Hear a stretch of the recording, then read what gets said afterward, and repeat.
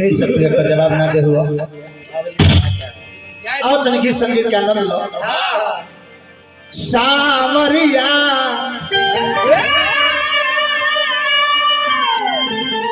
ए सामरी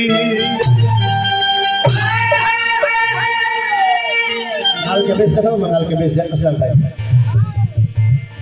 हरि के हजार नाम राम चाहे राधे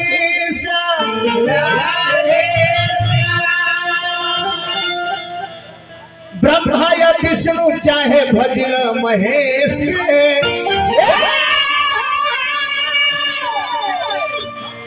घर में मंगल होई मीठ मीठ फल होई मन से चरण जे गोहरई गणेश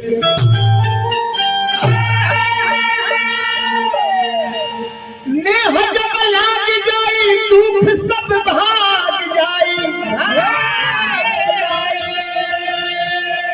देर नहीं लागी सब हरि है कलेश के अरे बहुत मनोज परमान मिल साथ साथ कोई तो कृपा हो जाई अवधेश के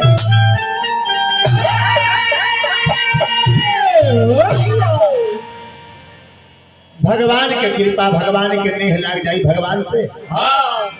तो जितना हमने के सुख शांति खोजे में सारा उम्र बिता देता रही जा केहू के सुख शांति मिलत नहीं धन मिल जाता जमीन हो जाता फैक्ट्री खुल जाता बाकी सुख और शांति खोजते खोजते हमने के बुढ़ापा आ जाता मर जाता है आदमी लेकिन सुख शांति मिलत नहीं आखिर का है बबलू बाबू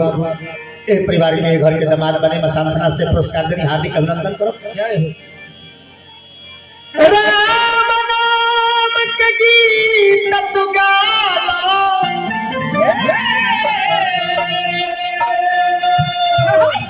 राम नाम के गीत राम नाम के गीत तू गालो अरे गालो राम नाम के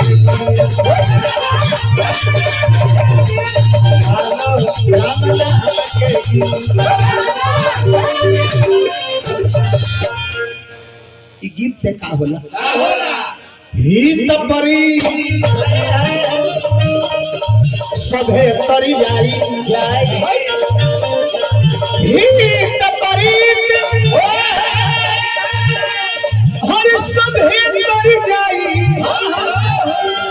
कुल खत्ता सही कुल खत्ता सही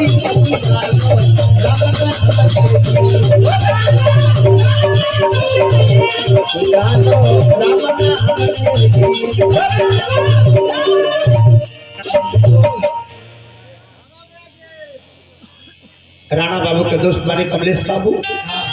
पुरस्कार देने हार्दिक अभिनंदन करो हित परित सभे करी जाई कुल खानदान सही परिवार में एक आदमी के गलती करेला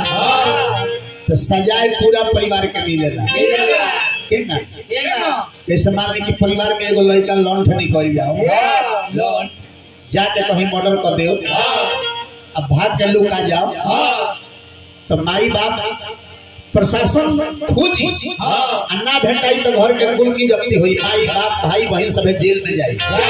तो गलती पहले भाई एगो आ सजाए पूरा परिवार के लोग हो एक आदमी निमन काम करेला तो ओकर फल पूरा परिवार के प्राप्त हो जाला और ये गीत कैसन हो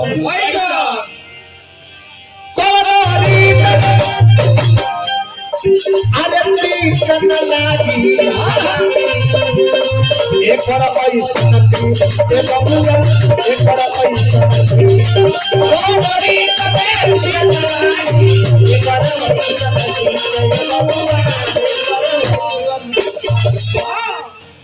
मरीचा कितनो प्रेम से खाए तो तीत लगी आ मिश्री खिसियाइयो के खाए तो मीठे लगी। वही भगवान के नाम बिना मनो के खिसियाइयो के गाए चाहे सुने तो फायदा करी। अरे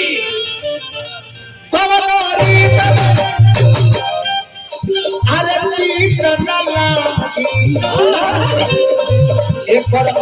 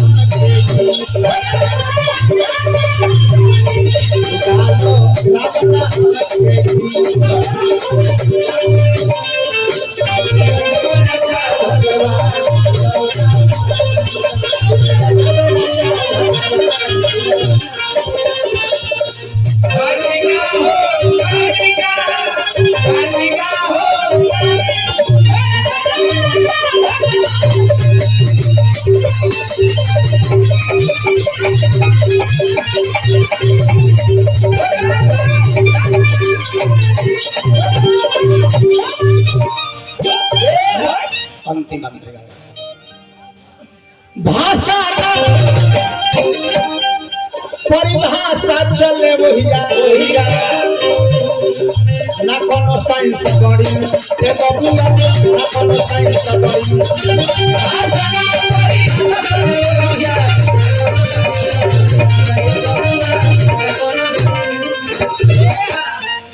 हमने कद्दू को बात जान जाता नहीं सब इतना घमंड हो जाता तो घमंड हो जाता सबका के कहते हैं सर कि इनकर परीक्षा लेता नहीं ई हार गईले ई कमजोर हो गईले। अरे पगला तू क्या परीक्षा लेगा एक बार देखिए और भगवान पूरा विश्व के भाषा बुझी ले। इंसान तो इंसान है पशु पक्षी भी बुलावे ले तो पशु पक्षी की भाषा बुझ के भगवान आपके मदद करी। अब भगवान के लगे कोनो घमंड नहीं तू बात जान गए तो लगलो जाचे ठीक बा तारकेश्वर भाई हम हार गए हम छोट आदमी बने कहे कि कबीर साहब बोले बने कि ऊंचा ऊंचा सब चले नीचा चले ना कोई और नीचा हो के जो चले सो सबसे ऊंचा हो। सेवरी सबसे नीचा रहली पूरा संत ऋषि महर्षि छाट कर रहे लोग लेकिन सेवरी के ही भगवान मिलती और केहू के भगवान भाषा हर परिभाषा चले वही कोनो साइंस पढ़ी ए बबुआ कोनो साइंस पढ़ी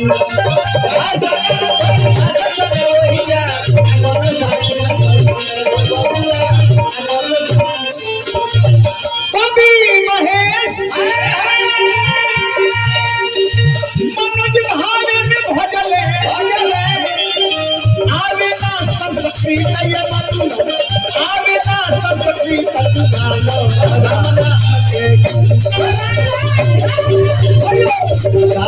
गाना